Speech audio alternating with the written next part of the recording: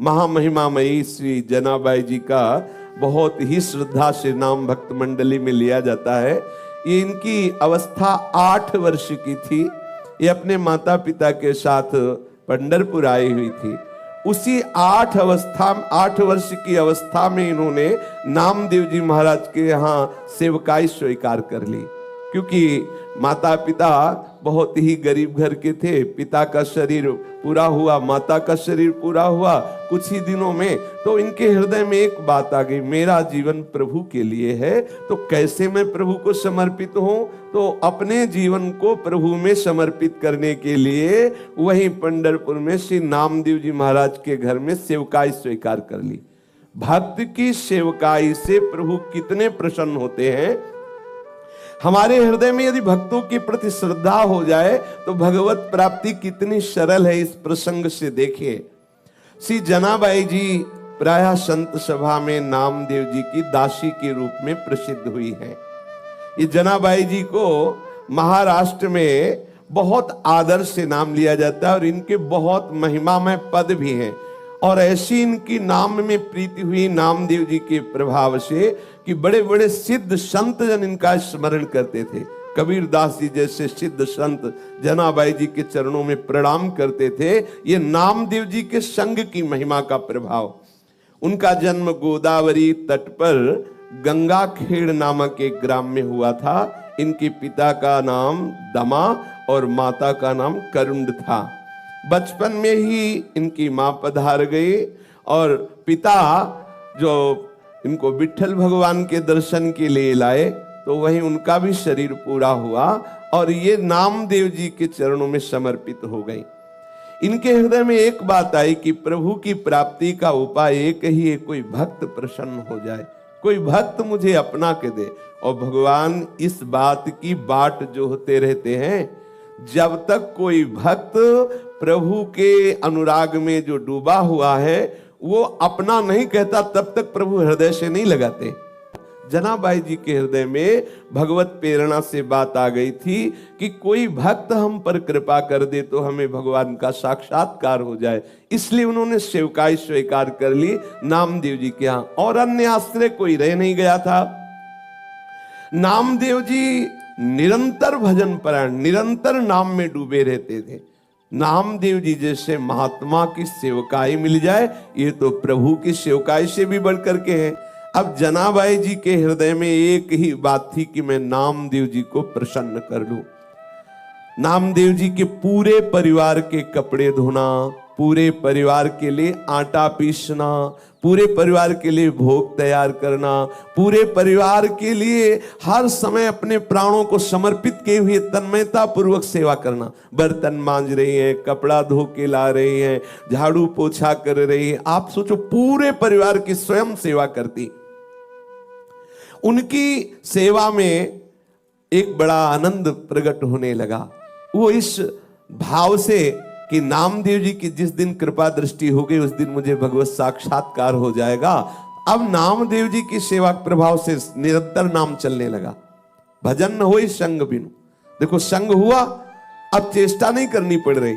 जो नामदेव जी जप करते थे वही जो कीर्तन करते थे वही जनाबाई कीर्तन करने लगी, नाम स्मरण करने लगी। नाम स्मरण करते करते कभी जैसे पोछा लगा रही, एकदम हाथ रुक गए, अश्रु चलने लगा, प्रभु के लिए विकलता प्रकट होने लगी, भाव दशाएं उनकी आने लगी।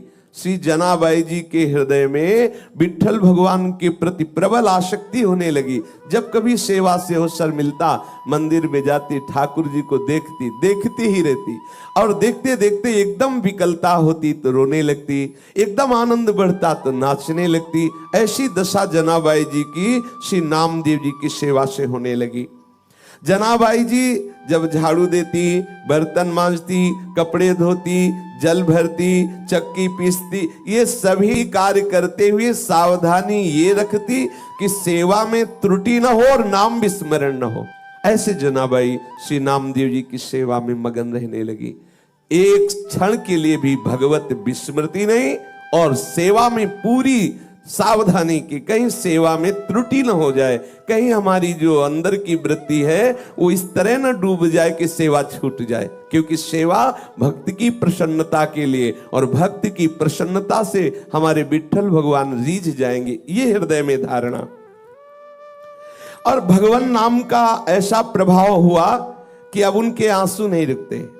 सोहनी लगा रहे, अश्रु प्रवाह हो रहा, बर्तन मांज रहे, अश्रु प्रवाह हो रहा। देखो कैसी कृपा हुई भक्त संग की, जिसकी बड़े बड़े साधु जन, उपासक जन आकांक्षा करते, वो जनाबाई को प्राप्त हो रहा है। वो कभी रोते रोते सेवा करते करते एकदम व्याकुल हो जाती, हा विठ्ठल, हा विठ्ठल, हा पांडुरंगा, ऐसे पुकार पड़ती।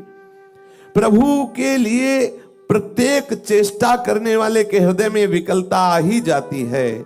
जहां थोड़ी चेष्टाएं प्रभु के लिए है और थोड़ी चेष्टाएं स्वसुख वांछा की है, उपासक है लेकिन ये व्याकुलता नहीं आएगी। जैसे प्रश्न होता है कि हम प्रभु के लिए कब व्याकुल होंगे, तो पकड़ो ये बात, जो भी आप सेवा, चेष्टा, व्यापार, नौकरी, व्यवहार जो भी करते हैं वो प्रभु की प्रसन्नता के लिए सांगोपांग करें। और सावधानी ये रहे कि अंदर से भगवत स्मृति का तार ना टूटने पावे। फिर आप देखना सेवा करते करते व्याकुलता आने लगेगी, आप विकल होकर बीच में एकदम पुकार उठेंगे, हाँ प्रभु कब मिलोगे। ये व्याकुलता तभी आती है।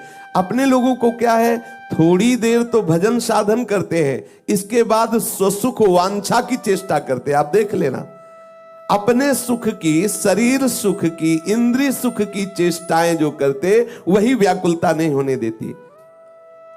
अब एकादशी के दिन नामदेव जी के यहाँ रात्रि में भक्त मंडली एकत्रित होती और कीर्तन करती। कोई मृदंग बजा रहा है, कोई करताल बजा रहा है, कोई नृत्य करते हुए नाम कीर्तन कर रहा है, कोई प्रभु की आनंदमयी लीलाओं का गायन कर रहा है, तो कोई एकांत में बैठा हुआ उन लीलाओं को सुनकर, उन कीर्तन को सुनकर, भक्तों की भावदशा को देखकर अश्रु प्रवाह कर रहा है। पूरी रात्रि, एकादशी की रात्रि में नामदेव जी के यहाँ ऐसा कीर्तन होता। और जनाबाई सब सेवा करके एकांत कोने में खड़ी रहती। नामदेव जी और बड़े बड़े भक्तों की भाव दशाएं देखती तो उसके हृदय में और विकलता बढ़ती। संकीर्तन के आनंद सागर में वो पूरी रात डूबी रहती, उसको ये पता ही नहीं चल पाता कि कितने कम समय में रात्रि व्यतीत हो गई। जैसे कल्पों की लीला सखियों को एक क्षण के समान लगती है। प्रिया प्रीतम के एक एक लीला में कल्प कल्प विहार करते, और सखियों को लगता है तो अभी अभी इसी क्षण लीला प्रारंभ हुई। ऐसे ही प्रिया प्रीतम को भी लगता है, कल्पों शैया में विलास कर रहे हैं, उनको लगता है अभी तो हम मिले ही नहीं। ऐसा ये महाप्रेम का स्वरूप है। श्री जनाबाई को पूरी रात्रि कीर्तन और गुणानुवाद सुनने पर ऐसा आनंद आता, लगता कि रात्रि तो बहुत कम समय की हुई, एक क्षण में व्यतीत हो गई। उषा काल होते ही, प्रातः काल होते ही सब भक्त मंडली अपनी दिनचर्या को जाती, और ये बावरी हुई भगवत प्रेम की मादकता में ठाकुर जी के प्रसन्नता के लिए श्री नामदेव जी की सेवा में मगन रहने लगती। अब इनको आज लगा कि अरे आज तो सूर्यदेव उदय हो गए, सब भक्तजन चले गए और मुझे तो होश ही नहीं रहा, ये तो बहुत बड़ी त्रुटि हो गई। एक दिन एकादशी में ऐसी आनंद वृत्ति में रात्रि में डूबी कि सब भक्त कीर्तन करके चले गए और ये डूबी ही रही। देखा सूर्य चढ़ गए हैं, प्रकाश हो गया है। अब चेतना जगी तो इनको लगा कि जो हमारी नामदेव जी के प्रति सेवा वृत्ति थी, ये तो बहुत हमारे अंदर त्रुटि हो गई, कैसे पूर्ण सेवा हो पाएगी। सबके लिए आटा पीसना है, सबके लिए सब व्यवस्थाएं अकेले करती। और देखो उसमें ये नहीं कि मुझे करना पड़ता है, ऐसा नहीं, उत्साहित होकर प्रसन्न मुद्रा में करती।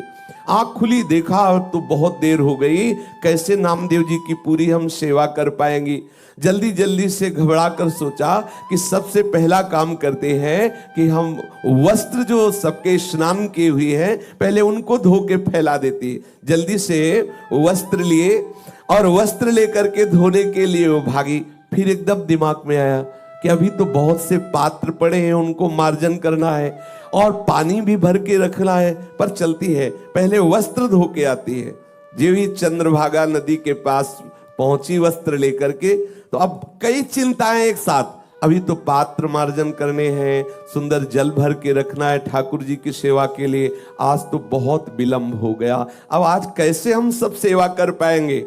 इतना मन में सोच रही थी कि इतने में देखा कि एक वृद्धा मैया आई और कहा कि जनाबाई तू चिंता क्यों कर रही है, सुन तू और जाके कार्य कर, मैं यहां तेरे कपड़े जो ये समनामदेव जी के परिवार के वस्त्र है ना, ये मैं धो देती हूं। उन्होंने कहा नहीं नहीं आप क्यों करेंगे, आपका शरीर। बोले नहीं, सच्ची सफाई धुलाई तो हम करना जानती, पूरा जीवन हो गया, पूरा जीवन हो गया। जिसके वस्त्र को हम धुलते दोबारा वो मलिन नहीं होते हैं। और देखो तुम तो अभी नई अवस्था तुम्हारी हो, मेरा जीवन हो गया ये धुलते हुए, सच्ची धुलाई का कार्य हम जानते हैं। समझ नहीं पाई जनाबाई। जनाबाई ने कहा मेरे स्वामी की सेवा में आज बड़ी गड़बड़ी हो गई, क्योंकि मैं ऐसी भूल में पड़ गई कि सेवा छूट गई। भूल का तात्पर्य इतना आनंद में डूब गई। बुढ़िया ने प्रेम से कहा तू चिंता मत कर, देखना तू वैसे कपड़े साफ नहीं कर सकती जैसे मैं करूंगी।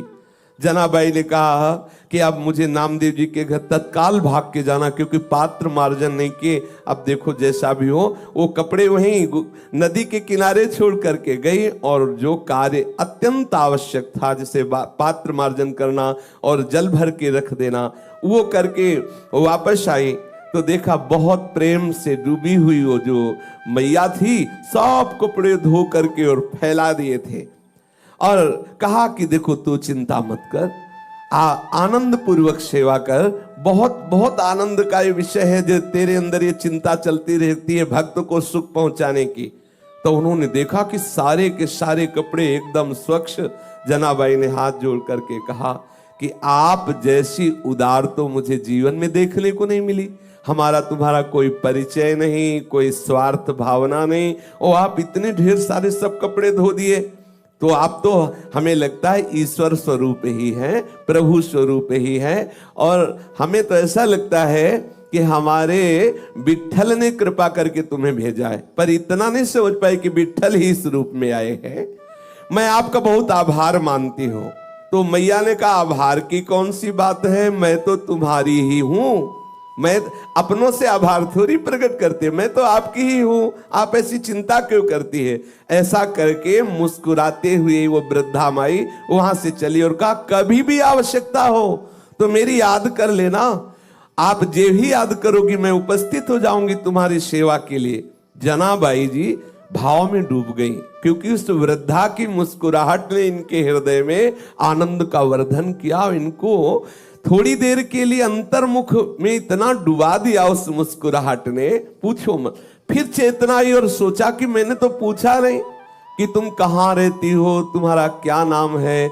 जब तुम कह रही हो कि कभी कार्य पड़े तो बुला लेना, तो तुम रहती कहाँ हो, तुम्हारा नाम क्या है। आसपास देखा तो वृद्धा दिखाई नहीं दी, थोड़ा दौड़ करके आसपास और देखा और नहीं दिखाई दी। अब तो हृदय में विकलता हुई कि शरीर को इतना यौवन का भी नहीं था कि वो हवा की तरह भाग जाए। वृद्ध थी, आखिरकार कहां चली गई और कौन हो सकती है। जनाबाई उस सब कपड़े लेकर के घर पहुंची और हृदय बड़ा व्याकुल था कि आखिरकार वो वृद्धा थी कौन और कैसा जादू कर गई वो अपनी मुस्कुराहट से वृद्धा की मेरा चित्त बार बार उसी का चिंतन कर रहा है। जनाबाई गदगद कंठ से नामदेव जी के समीप गई और पूरी घटना सुनाई कि आज ऐसा ऐसा हुआ। नामदेव जी ने तत्काल जनाबाई जी से कहा रे और कोई नहीं था, वो तो विट्ठल थे, कोई दूसरा नहीं था, वो तो विट्ठल थे, ये तो विट्ठल थे, तेरे को बड़भाग्नी बनाने के लिए आए। लेकिन अरे इतना विट्ठल प्यार करते हैं तेरे से कि सब कपड़े धो दिए। उनको भी संकोच हुआ कि कपड़े तो हमारे ही सब थे। देखो आराध्य देव ने अपने सेवक के कपड़े प्रक्षालन किए, कैसी भक्ति का महामहिमा में स्वरूप है। श्री नामदेव जी ने कहा जनाबाई तेरे तो अहोभाग्य, कैसी तेरे ऊपर ठाकुर की अनुग्रह वृष्टि हुई, तू समझ नहीं पाई। अब तो जनाबाई के हृदय में और प्रणय कोप बढ़ गया। अच्छा आए भी तो ऐसे छलिया रूप रेख और ऐसे अपने पास भी आते, पक्का समझ लेना वो किसी न किसी रूप से अपने अनुरागी जनों से मिलते हैं, अपने लोगों को एक ही दृष्टि रखनी चाहिए कि कहीं ये प्रभु इस रूप में तो नहीं आ गए। हर समय सावधान रहना। हमारे सदगुरुदेव भगवान कहते हैं कि प्रभु के शरणागत जन जो हैं, जो प्रभु में अपना संपूर्ण समर्पण किए हैं, प्रभु रोज उनसे मिलते हैं। लेकिन जिस दिन आपके हृदय में व्याकुलता आ जाएगी, उसी दिन आपको परिचय मिलेगा कि वो आपसे रोज मिलते हैं। तो हृदय में बैठाना चाहिए, प्रभु मुझसे रोज मिलते हैं और किसी न किसी रूप में मिलते हैं, पर हम बहिर्मुख है ना, इसलिए हम पहचान नहीं पाते। अब जनाबाई रोने लगी कि हाय है, इतने छलिया हो कि आप आए भी और हमें परिचय भी नहीं मिल पाया, और दूसरी बात, मेरे लिए आपने कष्ट सहा, मेरे लिए इतने ढेर सारे कपड़े धोए। अब तो और हृदय में प्रेम की विकलता बढ़ने लगी। प्रभु सदैव अपने भक्त के पीछे पीछे डोलते हैं। जो परम स्वतंत्र ईश्वर है, उनको भी अगर कोई बांध सका, उनको परतंत्र कर सका, तो ये भक्त जन है। अहम भक्त पराधीनो। अब तो प्रेम पीड़ा में विकल होकर के जनाबाई सेवा करने लगी। स्वयं मूर्तिमान होकर के प्रभु जनाबाई जी के साथ चक्की पीसते आकर के। एक बार नहीं, बहुत सेवाएं। जनाबाई जी प्रेम में मगन होकर सोहनी लगा रही है, कूड़ा का ढेर लगाया, और जब कूड़ा भरने के लिए आई तो देखा टोकरी में लिए हुए प्रभु कूड़ा भर रहे हैं। अब बुढ़िया के रूप में नहीं आते, अब साक्षात विट्ठल के रूप में आते। अगर जनाबाई नामदेव जी के यहाँ उनको सुख पहुंचाने के लिए, उनको भोग बनाने के लिए आटा पीस रही चक्की में, तो चक्की में आटा पीसते हुए कभी कभी वो पद गाते हुए भाव में डूब जाती, तो चक्की रुक जाती, तो ठाकुर जी बैठ के चक्की पीसते। जनाबाई पद गायन करते हुए डूबी हुई है, और क्योंकि सेवा में त्रुटि न हो, इसलिए ठाकुर जी समीप आकर के चक्की पीसने लगते। जनाबाई का अभंग सुनते रहते और जनाबाई जी प्रेम में मगन होती। सी जनाबाई जी घर में सोहनी लगा रही तो कचरा उठाते साक्षात विट्ठल भगवान। अपनी टोकरी को सर पे रखे हुए पीछे पीछे जनाबाई के डोलते, जहां जाओ झाड़ करके कूड़ा एकत्रित करती, सोहनी लगा के ठाकुर जी कूड़ा भरते। कैसी भक्ति की अद्भुत महिमा! भक्त की भक्ति से कैसे प्रभु अधीन हो जाते हैं। आहा! और बार बार विट्ठल जी यही कहते जनाबाई जी से कि मैं तुम्हारा ऋणी हूं। जनी मेहड़े बिठो बाला, काय उतराई हो तुला। मैं कैसे तुमसे उऋण हो सकता हूं जनाबाई, तुम मेरे भक्त नामदेव जी की सेवा करते हो, मैं तुम्हारा ऋणी हूं। मैं तुम्हारा ये ऋण कैसे चुकाऊं, ये मुझे बता दो। कैसी अधीनता स्वीकार किए हुए है। जनाबाई अगर धान ओखली में कूट रही है तो प्रभु सामने खड़े मुस्कुरा रहे हैं। अब बताओ, ऐसी सेवा करनी पड़े तो क्या परेशानी। धान कूट रही, सामने विट्ठल खड़े मुस्कुरा रहे हैं। चक्की पीस रही, भाव में डूब रही, ठाकुर जी चक्की पीस रहे। वो सोहनी लगा रही तो ठाकुर जी कूड़ा भर करके टोकरी अपने माथे पे रखे। जानती हो ये कैसे हुआ? ये हुआ भक्त की आराधना से, नामदेव जी की कृपा से।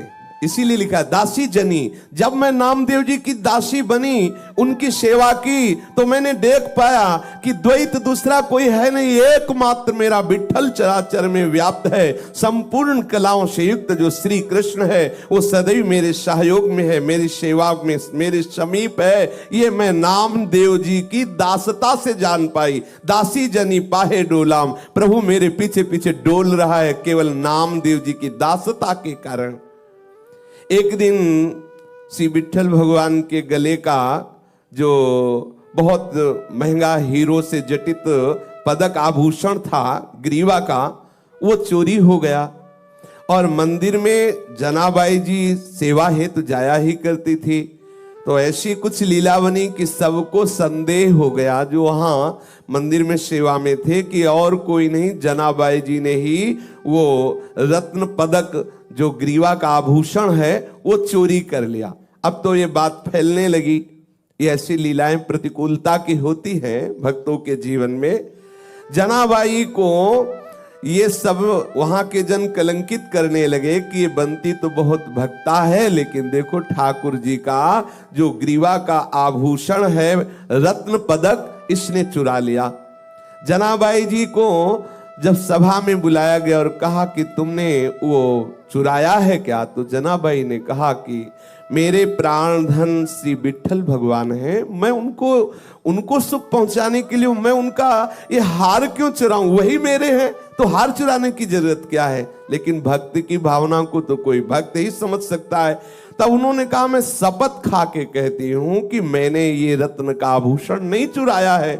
पर प्रभु की ही ऐसी लीला थी, किसी ने जनाबाई की बात पर विश्वास नहीं किया और बात राजा तक पहुंची और ये बात इतनी जोर कसी कि राजा को निर्णय करना पड़ा कि जनाबाई को शूली की सजा दे दी जाए, क्योंकि इसने रत्न का, ठाकुर जी का जो हार है वो चुराया है। अब चंद्रभागा नदी के तट पर शूली की व्यवस्था की गई और जनाबाई जी को ले जाया गया।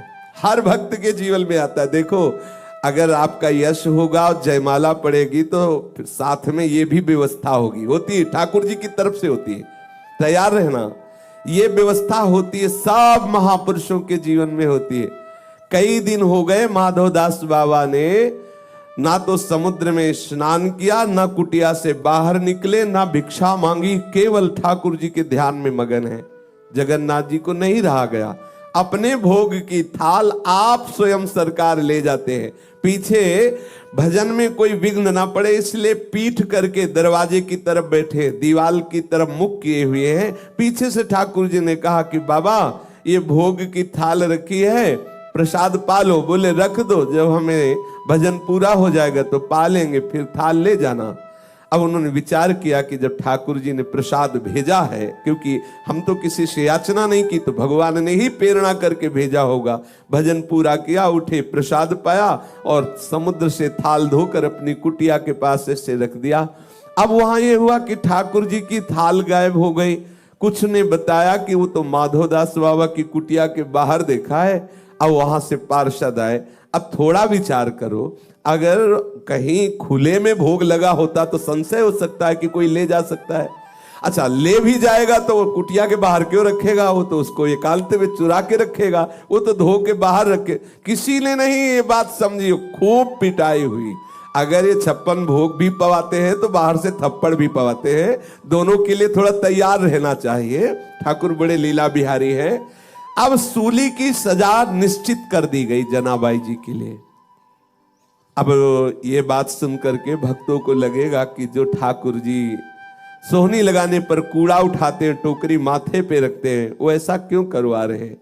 ये दिखाते हैं कि मेरे भक्त की ऐसी स्थिति होती है कि जिस माथे पे चंदन चढ़े, फूल माला चढ़े तो उनको कोई सुख नहीं, और गड़ासा चले तो कोई दुख नहीं। दिखा दिया महापुरुषों, यही पूज्यपाद सिउड़िया बाबा जी को दिखा दिया, यही वृंदावन में ही, कि मनो फूल और चंदन के मस्तक पर भगवान की तरह उनका अभिषेक होता और उसी मस्तक पर क्रूर कर्मी ने प्रहार किया, कई कई इंच तक गड़ास। ये महापुरुषों ने दिखा दिया, करके दिखा दिया।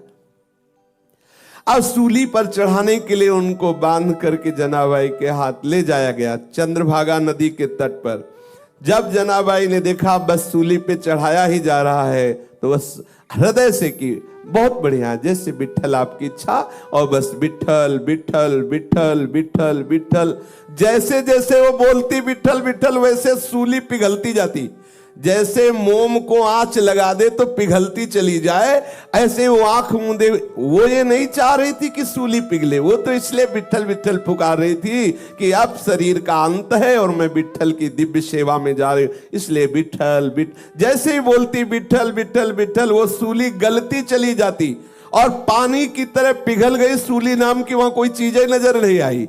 सब आश्चर्यचकित हो गए जो राज दरबार के सैनिक थे। जनाबाई को सबने प्रणाम किया, सबने क्षमा मांगी कि गलती हो गई। ये प्रभाव दिखाने के लिए इसमें दो बातें आई। जनाबाई जी को किंचित मात्र भय नहीं, क्योंकि सूली की सजा क्या मेरे प्रीतम का विधान है और मेरे प्रीतम के मिलन के लिए अब ये शरीर छूटने वाला, तो कोई भय नहीं।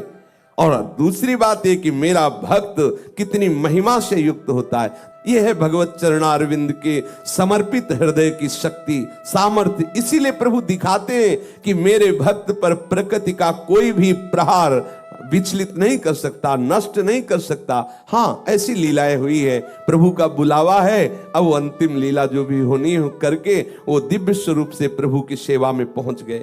जनाबाई के चरणों में सबने प्रणाम किया। जनाबाई ऐसे भाव से मगन रहती अब तो कि बिल्कुल शरीर की शुद्धि न रहती। और उस स्थिति में सेवा के लिए जैसे कंडे थापती ना, तो कंडे से निकलता विठल विठल। ये आश्चर्य की बात है, किसी चैतन्य शरीर को छू दे और फिर वो बोले कृष्ण हरि राधा, तो अच्छा है, बढ़िया, कितना बढ़िया प्रभाव। लेकिन जड़ कंडा, उसमें कोई वाणी तो है नहीं, लेकिन कंडे से विठल विठल निकलता। एक बार कबीर दास जी महाराज श्री नामदेव जी के दर्शन करने जा रहे थे, तो उन्होंने समीप में देखा कि कुछ शोरगुल हो रहा है। तो ऐसे कौतुकवश पूछा, यहाँ क्या हो रहा है? बोले जनाबाई से कोई स्त्री लड़ रही है। क्यों लड़ रही? अच्छा, जनाबाई कौन? बोले नामदेव जी की सेवा में रहती है वो बाई जी। तो और नजदीक गए, तो क्या इस लड़ाई क्या हो रही? बोले कंडे पर। तो उनको विचार आया कि कंडे पर लड़ाई, भक्त के द्वारा कंडे पर लड़ाई। तो ऐसी आनंद मगन होकर के सुन रहे थे। वो कह रही थी कंडा मेरे, जनाबाई ने कहा नहीं मेरे कंडा है। तो बोले तेरे कंडा की पहचान क्या है? बोले कान में लगा के देखो, कंडा बोल रहा है विठल विठल विठल। ये आश्चर्य की बात, ये आश्चर्य की बात। नाम जड़ वस्तु से गूंजने लगा। कैसी स्थिति भक्त सेवा के प्रभाव से आई। कबीरदास जी ने भी कान में कंडा लगाया कि आखिरकार ये सामने वाली स्त्री जो कह रही है कि हाँ हाँ इनके कंडे से तो विठल विठल ने, कबीरदास जी ने भी लगा के देखा विठल विठल विठल। जनाबाई जी के चरणों में प्रणाम किया कि जिस महान भागवत की सेवा में रहने वाली दासी के ऐसे महामहिमा में परमाणु है, छू लिया जड़ वस्तु को तो वो विठल विठल बोल रही है। श्री जनाबाई जी श्री कबीरदास जी को देख करके बहुत आनंदित हुए। और कबीरदास जी आश्चर्यचकित हुए कि क्या ऐसी भी भक्ति होती है कि जड़ वस्तु को छू ले तो भगवान नाम स्फुरित हो जाए। नामदेव जी के साथ जनाबाई जी की ऐसी तन्मयता हो गई कि संवत 14 से 7 में नामदेव जी ने समाधि ली, तो ठीक उसी दिन कीर्तन करते हुए जनाबाई विठल भगवान में विलीन हो गई, कीर्तन करते हुए। तो जो भक्त जन है वो तीर्थी कुर्वन्ति तीर्थानि, जो उनके चरणों का आश्रय ले ले तो संपूर्ण हृदय के विकार नष्ट करके भगवत अनुराग में रंग देते हैं।